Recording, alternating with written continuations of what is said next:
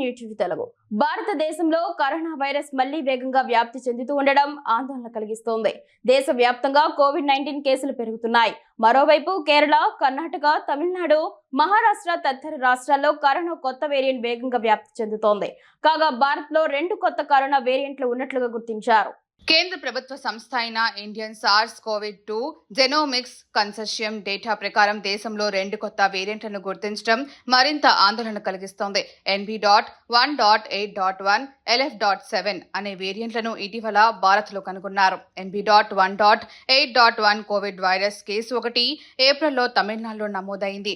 మే నెలలో 4 LF.7 కేసులను గుర్తించారు. ప్రపంచ ఆరోగ్య సంస్థ ఈ 2 సబ్ వేరియంట్లను వేరియంట్స్ అండర్ మానిటరైజేషన్ వర్గీకరించింది. చైనా, ఆసియాలోని ఇతర ప్రాంతాల్లో కోవిడ్-19 కేసుల పెరుగుదలకు కొత్త వేరియంట్లు కారణమని పేర్కొంటున్నారు. దేశంలో కేరళ రాష్ట్రంలో ఎక్కువ కోవిడ్ కేసులు నమోదయ్యాయి. మే నెలలో 278 యాక్టివ్ కేసులు వచ్చాయి. తమిళనాడు, మహారాష్ట్రలో కూడా కేసులు పెరుగుతున్నాయి. బెంగళూరులో కోవిడ్ సంబంధిత మరణం నమోదైంది. కోవిడ్తో సహా ఇతర అనారోగ్య సమస్యలతో 84 ఏళ్ల వృద్ధుడు మృతి చెందాడు. బెంగళూరులో 9 నెలల శిశువుకు కోవిడ్ పాజిటివ్ అని తేలింది. మహారాష్ట్రలో శనివారం 47 కొత్త కేసులు, ఆదివారం 45 కేసులు నమోదయ్యాయి. దీంతో రాష్ట్రంలో కోవిడ్ యాక్టివ్ కేసుల సంఖ్య 209కి చేరింది.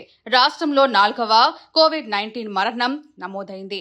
డయాబెటీస్ కిటోయాసిడోసిస్తో 21 సంవత్సరాల వ్యక్తి దానిలో మరణించారు.